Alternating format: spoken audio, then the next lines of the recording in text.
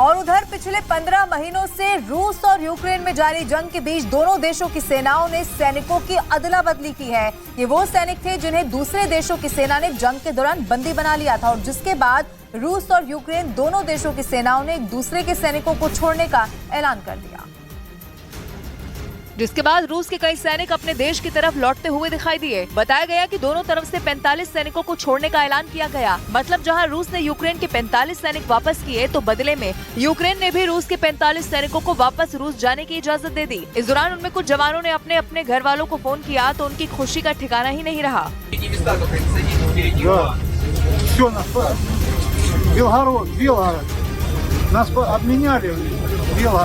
ये रूस के वो सैनिक थे जिन्हें जंग के दौरान यूक्रेन की सेना ने जेल में डाल दिया था। हालांकि यूक्रेन ने समझौते के तहत रूस के इन 45 सैनिकों को सही सलामत रूस के बेलगरद पहुंचा दिया।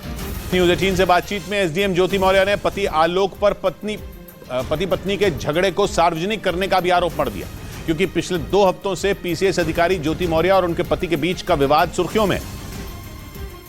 और ज्योति मौर्य का आरोप है कि इन 2 हफ्तों के दौरान आलोक मौर्य ने उन पर कई झूठे आरोप लगाए। न्यूज़ 18 से बातचीत में एसडीएम ज्योति मौर्य ने कहा कि पति आलोक के साथ उनका झगड़ा एक सामान्य झगड़ा था जो हर पति और पत्नी के बीच होता है, लेकिन उनका आरोप है कि आलोक ने पति पत्नी के झगड़े को सार्वजनिक कर दिया। कितना भी रिश्ता खराब हो जाता है, इंसान अलग होने के लिए लीगली मैं तो प्रोसेस कर रही थी, बट उन्होंने छोड़िए, कोई बात नहीं। न्यूज़ 18 से बातचीत में ज्योति मौर्य ने ये दलील दी कि पति पत्नी के बीच तलाक का ये मामला कोई पहला केस नहीं है। उनका आरोप है कि आलोक ने जिस तरह उनके 12 साल के रिश्ते को सार्वजनिक किया उससे उन्हें बहुत तकलीफ पहुंची। आलोक मौर्य ने अपनी पत्नी ज्योति मौर्य पर नया आरोप मढ़ दिया। उनका आरोप है कि ज्योति मौर्य उन्हें उनकी बेटियों तक से मिलने नहीं दे रही, जबकि बार बार वो उनसे अपनी बेटियों से मिलने देने के लिए मिन्नतें कर रहे हैं। लेकिन उनकी लाख मिन्नतें करने के बाद भी एसडीएम ज्योति मौर्य का दिल नहीं पिघला। आलोक मौर्य का आरोप है कि ज्योति मौर्य अपने पद का गलत इस्तेमाल कर उन्हें उनकी बेटियों तक से मिलने नहीं दे रही। आलोक मौर्य के मुताबिक ज्योति मौर्य से उनकी 2010 में शादी हुई थी। 2015 में ज्योति मौर्य ने जुड़वा बेटियों को जन्म दिया था। आलोक का आरोप है कि पीसीएस अधिकारी बनने के बाद ज्योति ने उन्हें ठोकर मार दी और अब वो जानबूझकर बेटियों को उनके पिता से मिलने नहीं दे रही। मेरी 9 साल की बेटियां हैं सर, और मेरी बेटियों से मिलने नहीं दिया जा रहा है सर। हालांकि ज्योति मौर्य ने न सिर्फ पति आलोक मौर्य के आरोपों को खारिज किया बल्कि उन्हें झूठा तक बता दिया।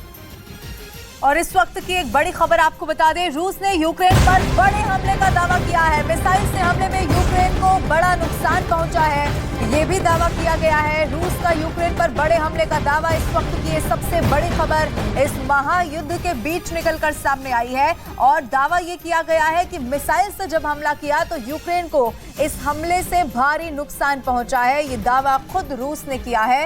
ये बड़ी खबर हम आपको बता रहे हैं। एक के बाद एक ताबड़तोड़ हमले रूस की ओर से यूक्रेन पर किए जा रहे हैं। और इस बीच रूस की सेना ने यूक्रेन पर जबरदस्त हमले का दावा कर दिया है। रूस ने एक वीडियो जारी कर यह ऐलान कर दिया है कि उसने आधी रात में यूक्रेन की सेना पर जोरदार हमला बोला,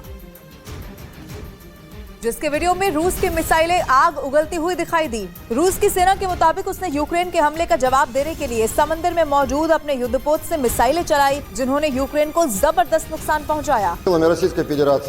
नанесен сосредоточенный удар высокоточным оружием большой дальности морского базирования। हालांकि रूस की सैन्य कार्रवाई कहां हुई बस इस बात की जानकारी नहीं दी गई, लेकिन माना यह जा रहा है कि रूस ने यह हमला एक दिन पहले नीप्रो इलाके में किए यूक्रेन के हमले के जवाब में किया। प्रिगोजिन के सटीक लोकेशन की जानकारी किसी के पास नहीं है। 24 जून को वैगनर ग्रुप ने रूस के खिलाफ विद्रोह का ऐलान किया था।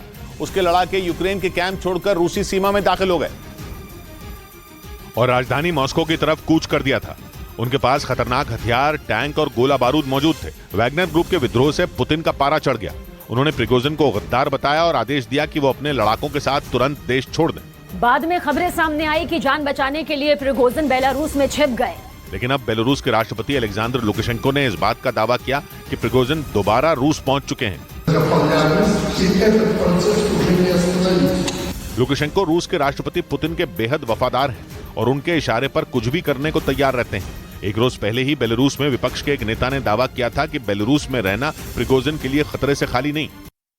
दावे के एक रोज बाद ही प्रिगोजिन के रूस लौट जाने की खबर ने सबको चौंका दिया, क्योंकि वैगनर ग्रुप की बगावत से पुतिन बुरी तरह भड़क गए थे और प्रिगोजिन को सबक सिखाने का प्लान भी बना लिया था। लेकिन बेलारूस के राष्ट्रपति अलेक्जेंडर लुकाशेंको ने तो यहां तक दावा किया कि प्रिगोजिन ही नहीं बल्कि वैगनर ग्रुप के लड़ाके भी रूस लौट चुके हैं।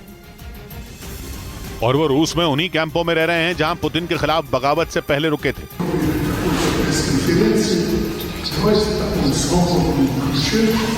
हालांकि लुकाशेंको ने अपने बयान में इस बात का जिक्र नहीं किया कि रूस में वैगनर ग्रुप के लड़ाकों की सटीक लोकेशन कहां है। रूस की तरफ से भी प्रिगोजिन और उनके लड़ाकों के लौटने की खबर पर कोई प्रतिक्रिया नहीं आई। इधर रूस की मीडिया में छपी खबरों के मुताबिक प्रिगोजिन के खिलाफ अब भी जांच तेजी से चल रही है। और इस वक्त की एक बड़ी खबर आपको बता दें, डोनेट्स्क के यशिनोवातोव में यूक्रेनी सेना ने हमला किया है। यूक्रेन ने रॉकेट से हमला किया है और इस हमले के बाद इमारत में आग लग गई और उसकी तस्वीर भी सामने आई। डोनेट्स्क में यूक्रेन ने ये बहुत बड़ा हमला किया। एक तरफ आप देखिए रूसी सेना इस बात का दावा कर रही है कि यूक्रेन को नुकसान पहुंचाया गया, मिसाइल अटैक किया, लेकिन दूसरी तस्वीर आप देखिए रिहायशी इमारत को यूक्रेन ने निशाना बनाया। डोनेट्स्क में यूक्रेन का ये बहुत बड़ा हमला हुआ है। बताया जा रहा है रिहायशी इमारत थी जिसको बहुत ज्यादा नुकसान पहुंचा है। तस्वीरें आप देखिए, आपको इस इमारत से धुआं उठता हुआ भी नजर आएगा, यानी कि इस इमारत को पूरी तरीके से बर्बाद कर दिया गया। ये दावा खुद यूक्रेन ने किया है। और उधर डोनेट्स्क इलाके के यशिनोवातोव में एक दिन पहले हुए यूक्रेन के इस जोरदार हमले का एक वीडियो भी सामने आया। अब आरोप यह है कि वहां एक रिहायशी बिल्डिंग पर यूक्रेन की सेना ने रॉकेट से हमला बोला था। और वो भी एक या दो नहीं, बल्कि आरोप ये है कि यूक्रेन की फौज ने वहां एक के बाद एक करीब 10 रॉकेट दागे, जिससे उस बिल्डिंग की दीवारों समेत खिड़कियों पर लगे शीशे चकनाचूर हो गए। यूक्रेन के इस हमले का जो वीडियो सामने आया उसमें एक जोरदार धमाका सुनाई दिया। बताया गया कि यूक्रेन के यशिनोवातव में ये हमला एक दिन पहले शाम करीब 8 बजे हुआ, जिसकी वजह से वहां हड़कंप मच गया। लुकाशेंको के इस दावे के बीच यूक्रेन की खुफिया एजेंसी के चीफ ने वैगनर चीफ को खौफ से भर देने वाला एक बड़ा ऐलान कर दिया कि पुतिन ने उनकी हत्या का प्लान तैयार कर लिया।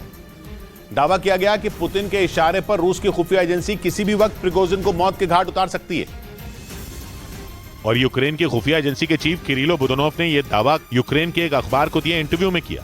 किरिलो बुदानोव के मुताबिक रूस में वैगनर ग्रुप की बगावत ने पुतिन का खून खौला दिया और उस विद्रोह के फौरन बाद उन्होंने अपनी खुफिया एजेंसी एफएसबी के अफसरों के साथ बैठक की और उस बैठक में पुतिन ने येवगेनी प्रिगोजिन का काम तमाम करने का आदेश दे दिया।